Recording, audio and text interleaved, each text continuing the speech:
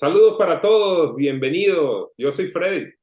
¿Qué tal? ¿Cómo están? Yo soy Paul, Aquí estamos en el episodio número 6 de, número 6. ¿Y de qué vamos a hablar hoy, Freddy? ¿De qué vamos a hablar? bueno, recibimos una pregunta interesantísima, sobre todo por la trascendencia, la importancia práctica que tiene que ver con el aseguramiento de calidad de las capas de suelo o de material estabilizado compactado. Nos preguntan cuáles son las diferencias entre los densímetros, el deflectómetro de impacto ligero y un equipo llamado GeoGauge El de GeoGauge, México. que de hecho fue primero, fue antes que el deflectómetro ligero. Sí, yo lo recuerdo muy bien cuando viví en Venezuela, nuestra compañía familiar, que es Sol Estudios, la consultora. Nosotros llegamos a tener en los 90 hasta 8 densímetros nucleares.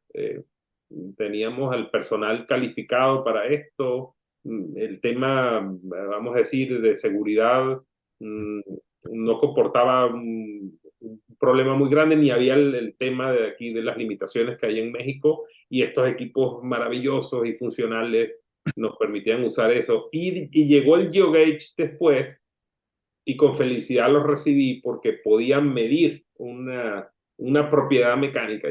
Esa emoción Bueno, la recibí en esa oportunidad.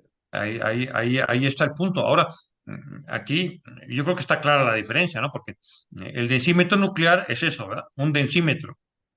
Sí, Será muy nuclear, pero es un densímetro. Es decir, sí, es una forma no destructiva y más práctica de obtener en una capa de suelo compactado los valores de densidad que nos pide la normativa, ¿no?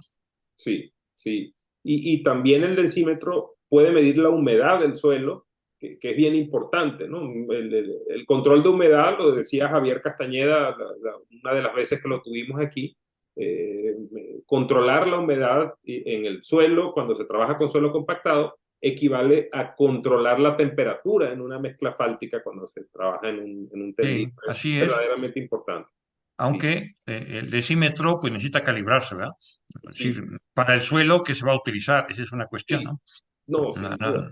es decir, Sin a duda. no creer que es autocalibrable, ¿no? Sí, sí, el densímetro tiene una calibración de fábrica que se pierde, hay que revisarla al menos una vez al año, y para cada tipo de suelo hay que hacer una calibración. Estas calibraciones se hacen tomando como referencia los ensayos de cono y arena, que es, vamos a decir, el ensayo que se considera real en la medición de la densidad Bueno, y de la humedad del suelo. Entonces se sí, toman esas desviaciones y mm, de manera estadística, y se introducen esos valores de así es. corrección, si las hubiere, dentro del equipo, sobre todo los Sí, suelos. porque el método de cono de arena pues ya requiere pues, un método destructivo, ¿verdad? O sea, hay que hacer la cala y pues hacer todo el procedimiento. Digamos que es el valor verdadero, pero Pero toma mucho es tiempo complicado y lento, ¿no? y lento, y mover, por ejemplo, a razón de 10.000 metros cúbicos de tierra por día, sería prácticamente imposible con el cono No, de no, arena. los ritmos actuales de construcción pues impiden, ya cuando tienes los valores ya está el pavimento terminado, ¿no? Exactamente, exactamente. Entonces esto ayuda mucho. Pero entonces, pues aclaramos un densímetro nuclear, permite medir la densidad del suelo, compararlo con la densidad máxima seca del ensayo Proctor, y sacar el grado de compactación Claro, para cumplir con las normativas. claro, así es. Cosa Este, que sigue siendo útil, ¿no? Porque eso sí, va a seguir existiendo, ¿no, Freddy? Y van a seguir pidiendo en la normativa ese control. sí, no, sin duda, porque es muy importante, y además se usa una propiedad sustituta, como le gusta decir a Javier, que lo vuelvo a mencionar, porque realmente lo que nosotros debemos evaluar como ingenieros es una propiedad mecánica, como hablábamos en el episodio anterior, que nos acerque más al comportamiento de la estructura, del pavimento que ya evaluamos, o del relleno estructural, si lo estamos viendo desde el punto de vista geotécnico para una cimentación. Este, pero la densidad es una aproximación, una aproximación que nos lleva Sí, hasta... yo diría, como suelo decir en otros fenómenos, es algo que pues es necesario, pero no es suficiente. Exacto, exacto. Eh, Requerimos algo más. sí, El densímetro pues tiene una gran ventaja que es como una prueba rápida, no destructiva. Yo puedo hacer múltiples medidas en poco tiempo y si hago un muestreo aleatorio, de ahí puedo obtener resultados de promedio y desviación estándar que usando metodologías como las que aparecen en las normas de la Secretaría de Comunicaciones y Transporte, este, yo podría, ¿no? Yo podría definitivamente este, decidir sobre la aceptación o el rechazo de los lotes, ¿no? De los lotes compactados. Esa es una de las grandes ventajas que yo también le veo al densímetro, esa rapidez y ese control de humedad que además de tener otros equipos como el Speedy, por ejemplo, que me permite controlar la humedad que yo le pongo al suelo para ponerla en el punto o cerca de donde está la humedad óptima, esto también del tema estadístico. Entonces, pero el GeoGauge, yo recuerdo que hacia finales de los 90 usaban las primeras versiones del GeoGauge y una de las cosas que me pasaba era que el GeoGauge es un aparato que permite medir la rigidez del suelo compactado. Sí, Eso. pero hay que precisar, es por vibración, es decir, es una masa que cuando uno la activa genera una pequeña vibración senoidal, mide la respuesta en el punto de aplicación, que es un desplazamiento, fuerza entre desplazamiento, rigidez. Y eso es lo que mide, la rigidez en el punto de medición. Ok, muy bien. Entonces, eso estaba muy bien. Yo recuerdo que había unas correlaciones entre esa rigidez y el grado de compactación, así es como nos lo vendían. Pero lo que no me gustaba del equipo era que había que tener la obra en silencio. ¿En silencio qué significa? Que no estuvieran pasando las máquinas, cosa que todos los que nos escuchan y que tienen experiencia en obras de tierra sabrán que es prácticamente imposible, ¿no? De detener a las máquinas y su trabajo. No puedo poner la obra en silencio porque se me vienen los costos y los rendimientos al piso. Y, bueno, hay que empezar por decir que pues, no hay una correlación de la rigidez con el peso volumétrico. Es decir, esto que empezaron a vender era incorrecto, ¿no? Claro, la gente quería tener densidades, le dijeron, mira, aquí tienes el GeoGauge que obtiene densidades más rápido, pero la verdad es que no, las correlaciones son muy malas, ¿no? Porque el equipo no nació para eso, el equipo nació para medir rigidez. Sí, es correcto, hay algunas afectaciones por causa de las vibraciones cercanas. Yo no creo que tenga que estar en serio, Freddy, mi experiencia ha sido con un mínimo de vibración, la verdad es que puedes medir muy bien, rápido, porque pues, es como un densímetro nuclear en cuanto a operación, ¿no? Coloco, mido, coloco, mido, y si tengo pues una batería midiendo en mi terraplén, la operación es muy rápida. Sí, por eso aclaré que fue en los primeros modelos, que fue lo que me tocó a mí evaluar allá en Venezuela, pero ciertamente que sería un defecto que rápidamente resolvieron, pues, porque entonces era una gran limitante y me complace mucho que sea así. Y, y ahora tenemos el deflectómetro de impacto ligero. Yo no lo conocía en Venezuela, siempre estuve detrás de un equipo así, que pudiera medir un módulo y ahora, pues aquí en México me ha tocado utilizarlo en varias oportunidades, desarrollar investigación de laboratorio. Inclusive, pues tenemos un curso de Javier Castañeda en la Academia Geotech Tips, que están todos invitados a tomar. Es un curso de relativamente bajo costo, pero un valor muy grande porque hace un repaso de todo el tema de los suelos compactados y además del tema estadístico y finalmente cómo utilizar esta tecnología tan interesante. Sí, ¿Pero así qué es. mide, Paul? ¿Qué mide? ¿Cómo se Bueno, ubica el deflectómetro en medio de lo que todo pasa es que esto? hay que entenderlo en el contexto de los equipos de placa de carga, ¿verdad? Es decir, en ese sentido, el ensayo de referencia pues es el ensayo de placa estático convencional, ¿no?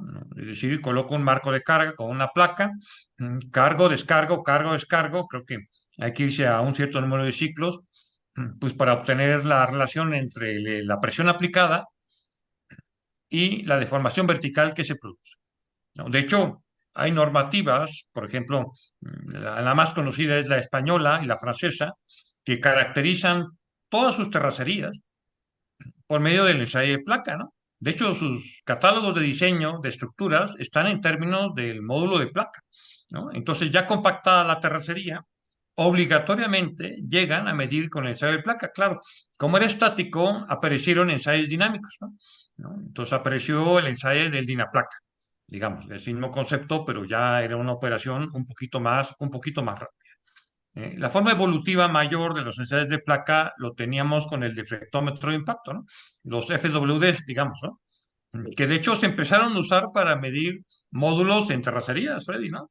¿No? A mí me Ajá. tocó incluso en algún tramo en construcción que estaba cercano, pues llevar el deflectómetro y medimos deflexiones completas desde terracería, subrasante, ¿no? Su base, ¿no? Y por supuesto con la capa asfáltica, ¿no? Y en ese tenor surge algo intermedio, un poquito más práctico, porque ya te podrás imaginar meter alguna terracería, pues el deflectómetro de impacto completo, pues era una tarea complicada y riesgosa para la inversión, ¿no? Y nace, y me parece a mí que en forma natural, el deflectómetro ligero de impacto. Ok, ok. Oh, qué interesante, qué interesante. Entonces, pues sí, yo lo puedo llevar, es liviano, es ligero, puedo hacer, primero no tiene restricciones pues, de seguridad, con temas nucleares o algo. Eh, Puedo hacer mediciones muy rápido, puedo hacer mediciones repetitivas, tener una estadística del lugar donde mido y tener una estadística de todo el lote, ¿no? Puedo hacer mediciones aleatorias, un muestreo aleatorio y tener una visión global y Sí, decidir en así es. campo si acepto o rechazo Así es, el así es. lote, Por ¿no? ejemplo, eso lo acerca a estos equipos de compactación que entran dentro de la gama de compactación inteligente, ¿no? De hecho, en Estados Unidos, en el AASTO, hay todo un departamento que trabaja en eso, ¿no? Pero ahí es el mismo compactador, ¿no? Es todavía más inteligente, te voy a decir, ¿no? Porque el mismo compactador del suelo, incluyendo el pata de cabra o un liso vibratorio, está instrumentado, tiene acelerómetros, ¿no? Y entonces va midiendo en tiempo real, en el ancho de banda de compactación, va midiendo la fuerza aplicada, la deformación vertical que se produce, te mapea en rigidez o en módulo elástico, ¿no? Y en forma continua, ¿no? ¿No? Y entonces ellos están controlando con estos equipos lo que puntualmente se obtiene también, por supuesto, ahora, gracias al deflectómetro ligero.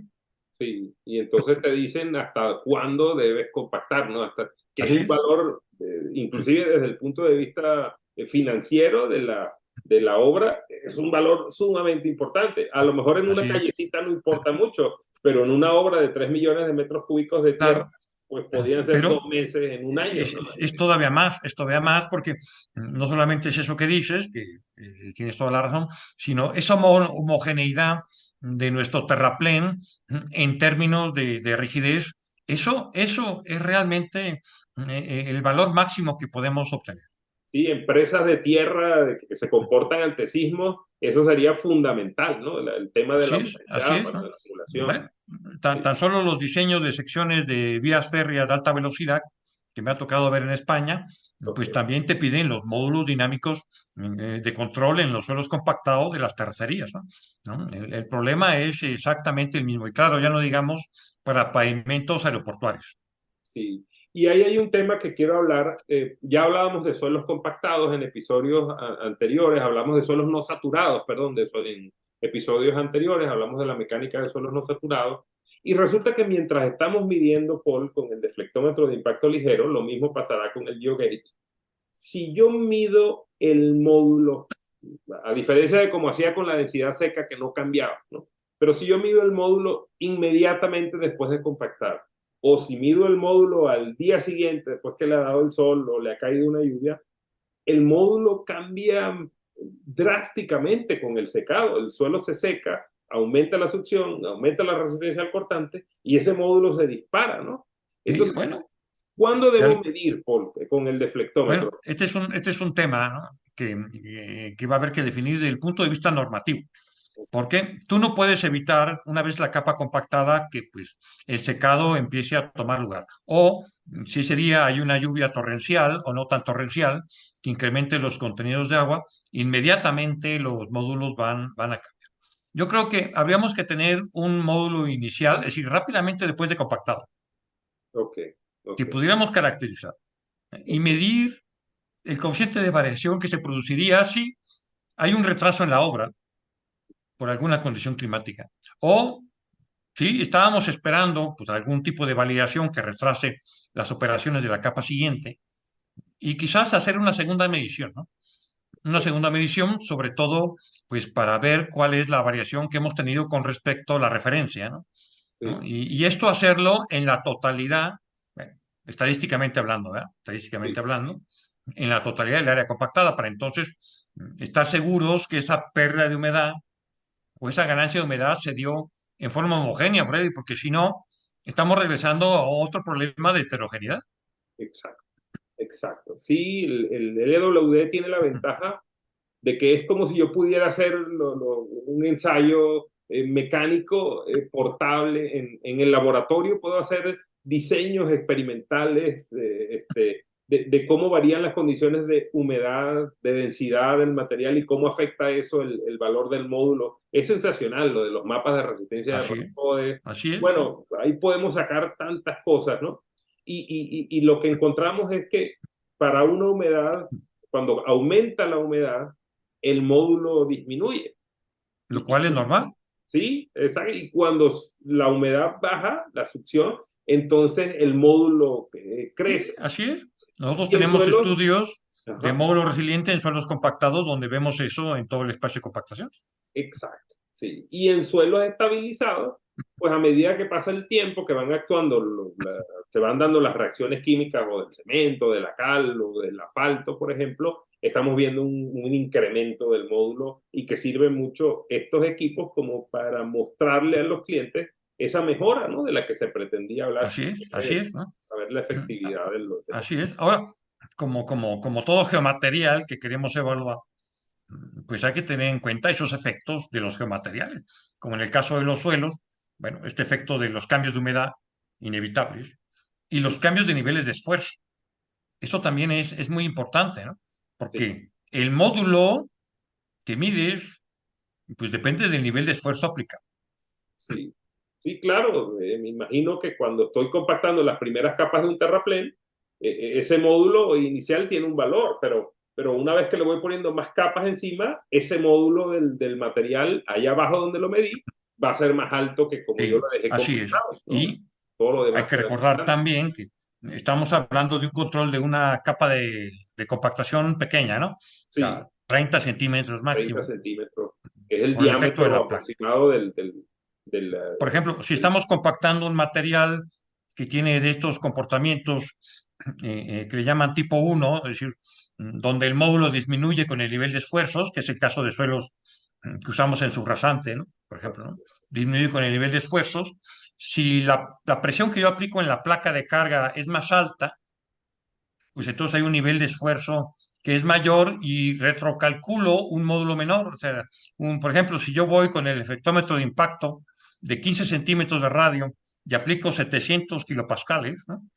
Lo que yo retrocalcularía, no linealmente hablando, esto es tema de otra cosa, ¿no? Pero pues no linealmente hablando tendría un módulo que es más pequeño que si yo voy con el eflectómetro ligero y obtengo un módulo más alto.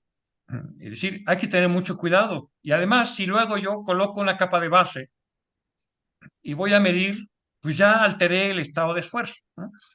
¿No? Y si llego a la capa asfáltica final, pues bueno, tengo otra cosa completamente diferente, ¿no? Por eso hay que saber utilizar el equipo en cada condición que le corresponde. Muy bueno, muy bueno. Esto quedó perfecto. Entonces, pues, haciendo un resumen de esto, contestamos esta pregunta que nos hizo uno de nuestros seguidores del podcast, las diferencias entre el densímetro nuclear, del GeoGauge y del deflectómetro de impacto ligero, que son tres equipos de tres épocas diferentes en esto del aseguramiento de calidad. Hablamos de los muestreos de la necesidad, de los muestreos aleatorios, del poder decidir si aceptamos o rechazamos las capas, hablamos de los suelos no saturados, de cómo afecta los cambios de humedad a este valor del módulo, y este último tema que me gustó tanto, que hablaba cómo cambia el estado de esfuerzo el valor del módulo, por qué es tan necesario estudiar bien esa herramienta que estamos utilizando, cómo controlar esas presiones, la altura de caída desde donde cae la masa para poder lograr ese nivel de esfuerzo siempre que sea en un valor, en un rango determinado, la configuración de los buffers en el impacto para poder lograr esto. Sensacional, Paul, qué bueno que lo mencionaste, me parece fantástico. Y todavía hay más cosas, pero solamente para agregarle para un futuro episodio que discutamos más sobre, por ejemplo, el análisis estadístico de la compactación, también hay el análisis geoestadístico de la compactación.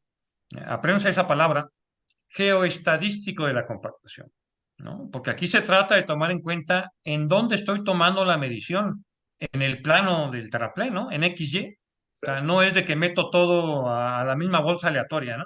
Sí, ¿No? Aquí importa en dónde estoy midiendo en el plano de compactación. Este es otro tema, Fred. sí, sí, pues tiene que ver todo con el comportamiento, por ejemplo, durante un sismo de un relleno importante como para una presa, o lo que tú mencionabas de los trenes de alta velocidad. Sensacional, Paul. Me Así es la fascina. cosa. Espero que ustedes también, confío en que ustedes también hayan disfrutado de este episodio, que nos deja como picados queriendo mucho más, pero así son los episodios del podcast. Siempre nos dejan así. Les agradezco su apoyo. Paul y yo estamos encantados con lo que este podcast está haciendo, los comentarios que recibimos. Ya por todas partes nos hablan de él y es un instrumento entonces educativo que nos permite llevar la geotecnia, la ingeniería civil y la filosofía para ustedes. Me despido, Así hasta es. una próxima oportunidad. Claro que sí. Síganos viendo.